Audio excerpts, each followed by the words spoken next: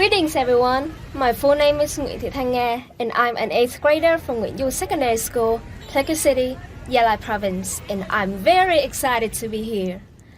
As a competitor successfully made it into the second round of the competition, reaching out to the world, I had to compete with 6 other talented competitors in order to get into the final round by presenting about the unique culture of an enigmatic kingdom called Cambodia. In my speech, I would like to focus on introducing Cambodia and the activities held in the 3 main days of Choi Thmay, the New Year celebration of the Cambodian. Now, let's go!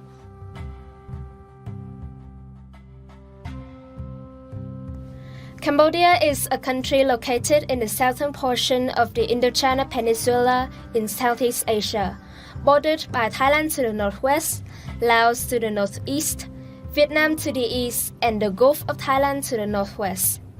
Known as the Pearl of Asia, Cambodia has thrown off the past to embrace a better future, and this country is often praised for its long-time changing history, inspiring culture, spectacular architecture, and the sacred religion, Buddhism. However, another of Cambodia's unique treasures is their festival and occasions. There are more than as much as 18 big yearly celebrations here, and each of them symbolizes mythical, religious, or historic features of this place. Among them, the New Year celebration, Choi Thmay, is the grandest one of Cambodia.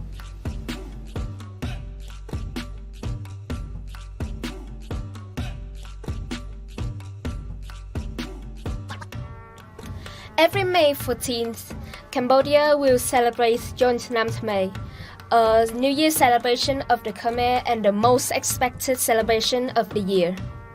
It is just like the New Year celebration in other countries, but with different celebrating techniques and customs, thus creating their own uniqueness. It is the most vital yearly celebration of the Khmer because it is held for them to welcome the God of the New Year, see the old year off and welcome the new year, pray for a better harvest in the next year, and show gratitude to Buddha and the ancestors for protecting and praying for them in the previous year.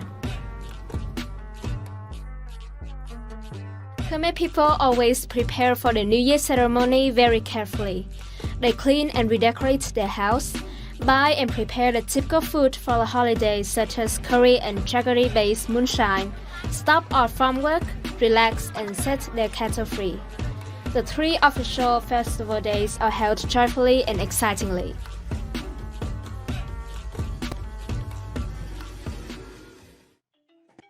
Buddhism has been a common religion of Cambodia. In fact, up to 96.4% of Khmer people follow this religion, so many activities are held in pagodas. Each festival day has a different name. The first day is named Moha Songkran or Chon Songkran May. The second day is named Wanabat or Wambirth, and the third day is called Nai Lung Sak or Lam Sak. The fourth day, only in leap years, is also named Wambirth. Now, let's look at each of these, shall we?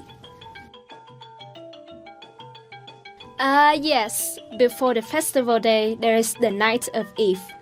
So apart from worshipping the Buddha, Khmer people believe that every year the heaven sends a god called Tevada to look down to earth after human beings and their lives. At the end of the year, the god returns to heaven and another one will replace him. Therefore, on the night of Eve, every family prepares a lavish meal, burns incense and candles to welcome the new god and farewell the old god. On the altar, they present 5 flower branches, 5 candles, 5 incense, and 5 zero seeds and food crops. They hope to leave behind the bad lucks and sorrow of the previous year and pray for good things to happen in the next year.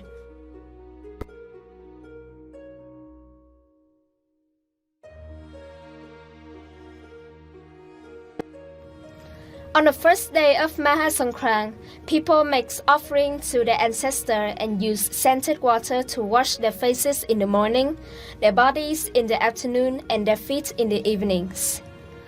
It is for the ceremony to receive the great calendar Mahasankrant. Mahasankrant is considered a calendar that gives a detailed account of dates and festivals in a year and the forecast of rainfalls, so that people can foresee if they get a good or bad crop that year. On this day, at a selected hour, no matter it is in the morning or in the afternoon, the Khmer take incense, flames, flowers, and fruits to a pagoda where they do the great calendar receiving ceremony.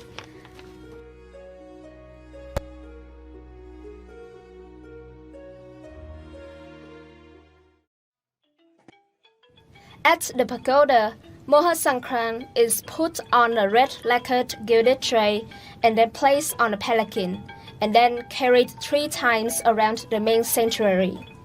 This ritual is to welcome the new year and wait for omens of the bad or good of the new year. And then the official ceremony is carried out inside the sanctuary.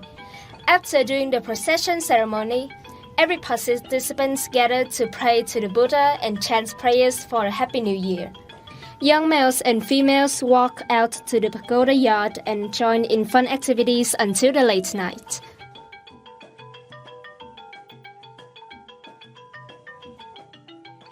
On the second day of Virak-Wanabat, people mainly make rice offerings and build sand mountains. They also help poor and unhappy people. In the morning, the Khmer family cooks rice and offers it to the Buddhist monks at the pagoda in the early morning and afternoon. The Buddhist monks chant prayer to thank those who have made the food and bring it to the pagoda and wish them good luck.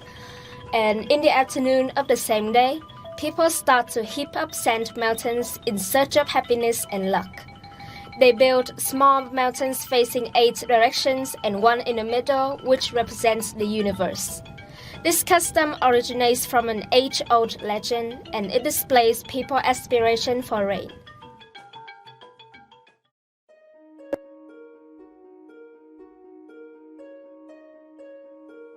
On the third day of Thmay Lungsak, after giving rice to the monks in the morning, they continue to listen to Buddhist teaching about families, happiness, and etc. At noon and in the afternoon, they burn incense, offer sacrifices, and use scented water made from fresh flowers and clean water to wash the statue, to pay tribute and gratitude to the Buddha. This is also to get rid of the old year's misfortune and wish all the best for the new year. The monks do a ceremony to pray for peace in the dead souls. And after the ceremony at the temple, the people return to their house and wash the Buddha's statue at home. They offer dishes, confectionery, and fruits to ask for happiness for the parents and their grandparents and being forgiven for their mistakes made in the old year. After the ceremony at the temple, the monks go to the grave and pray for the souls of those who died.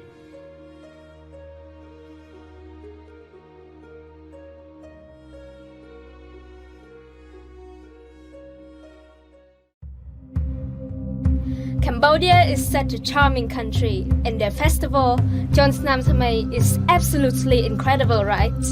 So if you want to visit the country, summer is the best time because you can enjoy sightseeing the emerald green landscapes and awesome cloud formations, and I would be glad to be your guide.